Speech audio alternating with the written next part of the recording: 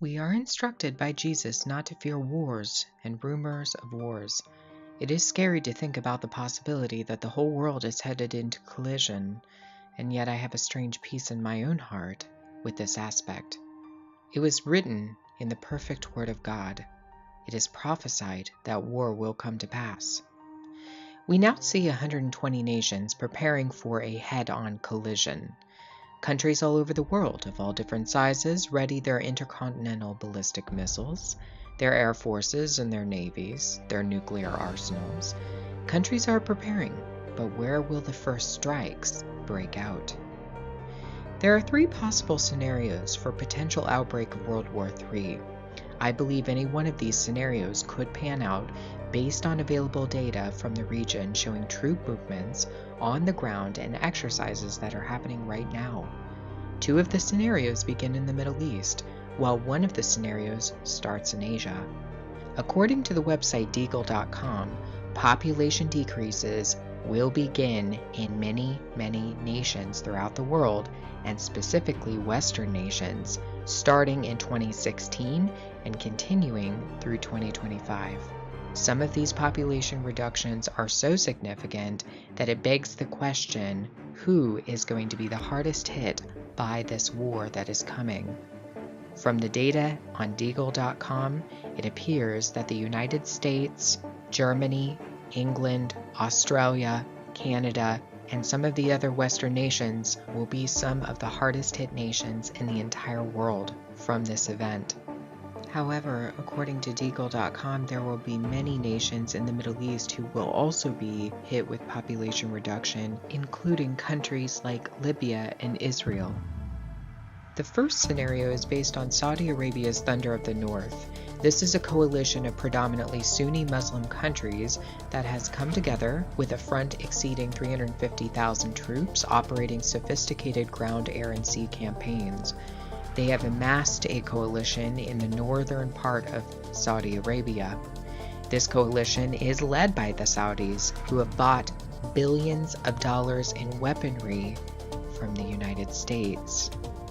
Many of the other countries in the coalition have also bought billions of dollars in weaponry, in aerial defense systems, etc., from the US.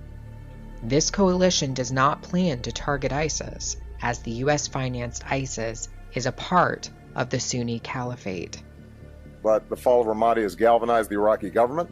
So with the additional steps I ordered last month, we're speeding up training of ISIL forces, including volunteers from Sunni tribes in Anbar province. We're speeding up training of ISIL forces, including volunteers from Sunni tribes in Anbar province. There have been repeated videos, articles, and words directly out of Barack Obama's mouth that the U.S. funds ISIS and routinely drops weapons, ammunition, and food to them. ISIS has been the time bomb for the region, a lure to bring dozens of nations into direct conflict. Who showed up after ISIS seized major strongholds in Syria and northern Iraq? Russia and Iran did, because they support Assad, who is directly threatened by ISIS. ISIS is a lure to usher in World War III.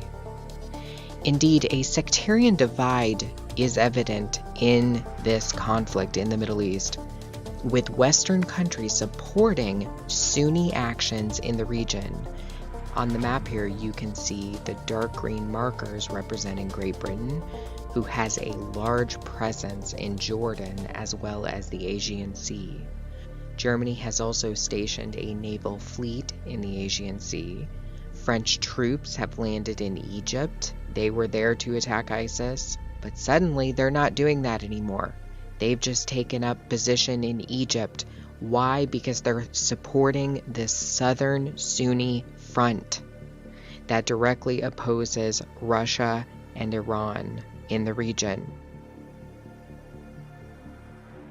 Israel, who is very close allies with Saudi Arabia, is also supporting the Sunni coalition of states planning to attack Bashar al-Assad. In fact, Israel has already attacked Damascus multiple times. There is a very real possibility for confrontation between the Sunni front in the south, supported by Western nations, and Iran, who still has planes and troops in Syria.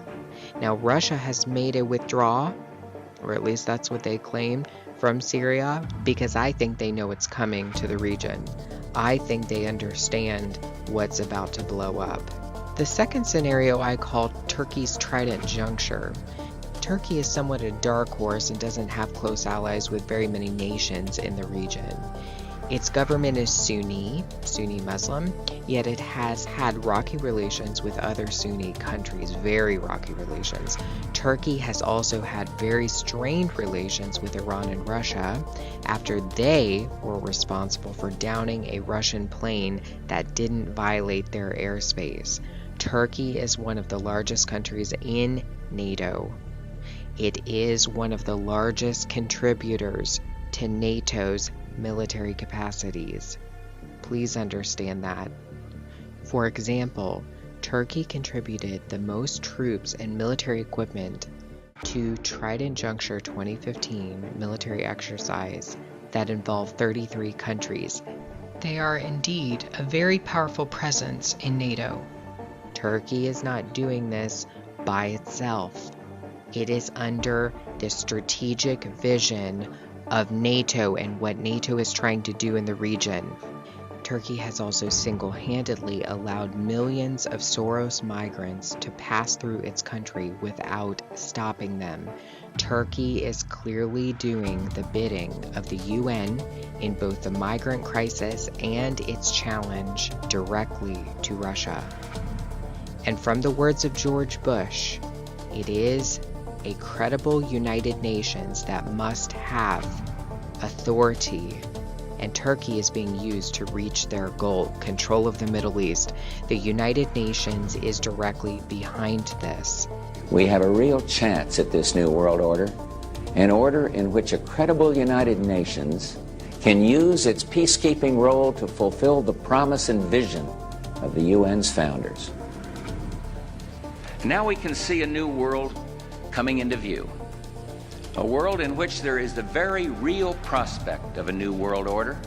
A world where the United Nations, freed from Cold War stalemate, is poised to fulfill the historic vision of its founders. When we are successful, and we will be. And they're using Turkey. Their ambition is a new world order.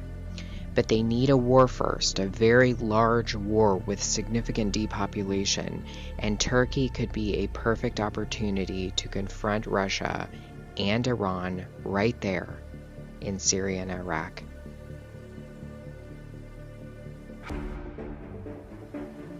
The last front that could explode and very soon is in East Asia, specifically in the South China Sea, involving several different countries, and in North Korea. North Korea launched ballistic missiles Friday local time.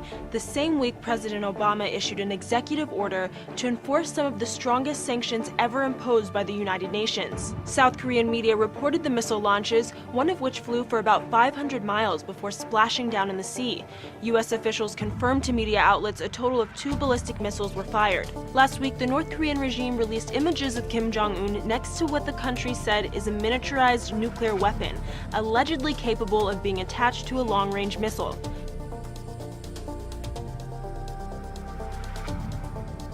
While everybody brushes off North Korea as making typical threats, there's nothing new here, move on.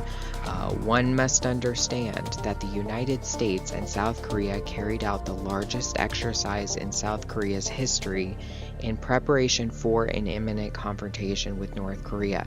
North Korea has been firing missiles. They've been threatening nuclear strikes. There has been a back and forth war of words between North Korea's Kim Jong-un and Park Geun-hye of South Korea. South Korea has amassed its forces in readiness for confrontation, while Japan is carrying out large military exercises as well, because they're right there in the region. According to Deagle.com, both of these countries will face large population reductions starting in 2016 through 2025. I think there's a very real threat here for these countries.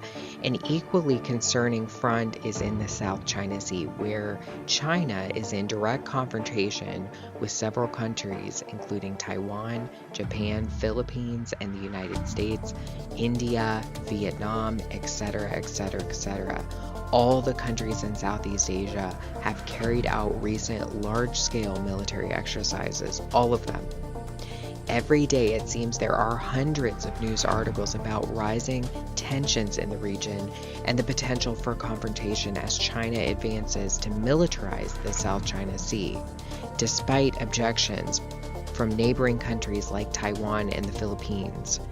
There are significant natural resources to be discovered in the South China Sea, along with claiming of precious trade routes, which China is hell-bent on acquiring. Confrontation could erupt at any moment. Southeast Asia is on the edge. Despite the regions mentioned in this video, there are many, many more areas where the first bomb of World War III could detonate. There are other fronts such as Ukraine, Northern Europe, North Africa, Australia, and an attack on the United States are very real possibilities.